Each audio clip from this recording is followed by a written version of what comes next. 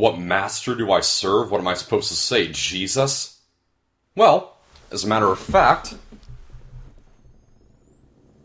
Avengers Endgame is the concluding chapter to the Marvel Infinity Saga, and it takes place just 3 weeks after Thanos' victory, when he snapped his fingers, which I've learned to do by the way, and erased half of all life in the universe.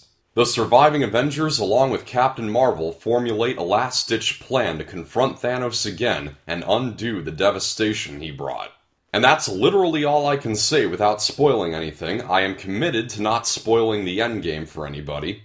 I remember all those years back, seeing the first Iron Man and feeling more amped than I ever did witnessing the origin of a superhero, when Tony Stark walked out of that cave with the suit of armor, reflecting all the terrorist bullets, and saying, "My turn." And I've been a fan ever since, despite the franchise's weak points, one of which was just less than 2 months ago with Captain Marvel. The first Iron Man stayed my favorite for 8 years until Captain America Civil War wowed me.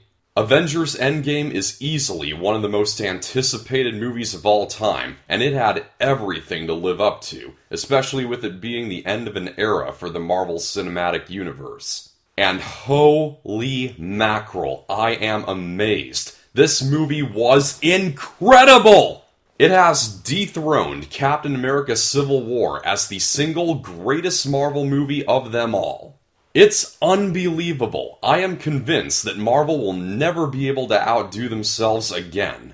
Now, there are few things I can talk about before my spoiler review, but I will say that you cannot begin to imagine how things go down in this movie.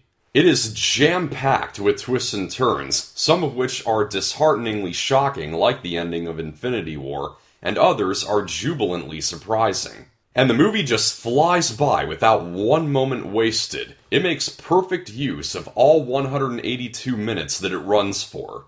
I was very surprised by how little action there is, at least for the first 2/3. This is by far the most emotionally charged film in the MCU. It contains a lot of strong moments where the heroes reflect on their failure, something that they were not used to before the end of Infinity War. And one of the things that makes this such an ideal ending to the saga is that it's grounded in a story where they rediscover their past successes. I won't specify how it does this yet, but it is remarkably executed.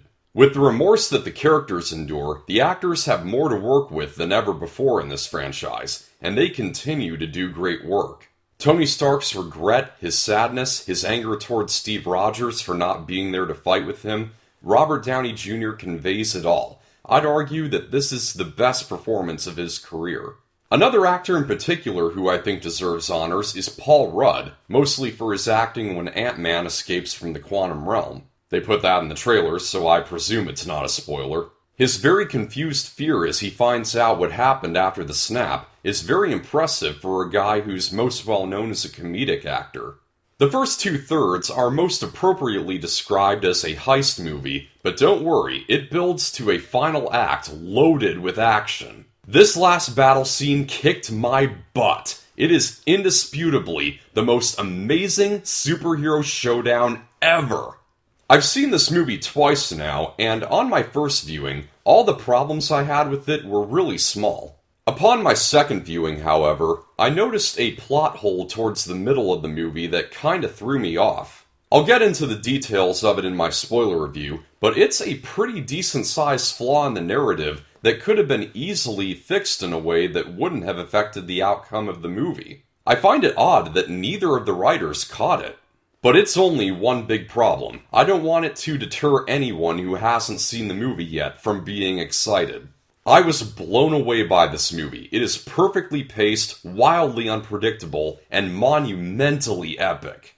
And let me tell you, by the time the credits rolled, I was emotionally exhausted. I cheered so much, and I teared so much. There is that one plot hole, but it only takes away a couple of points from the final score, for what is otherwise the most satisfying conclusion to this era of Marvel that any fan could ask for. Avengers Endgame gets a 91%.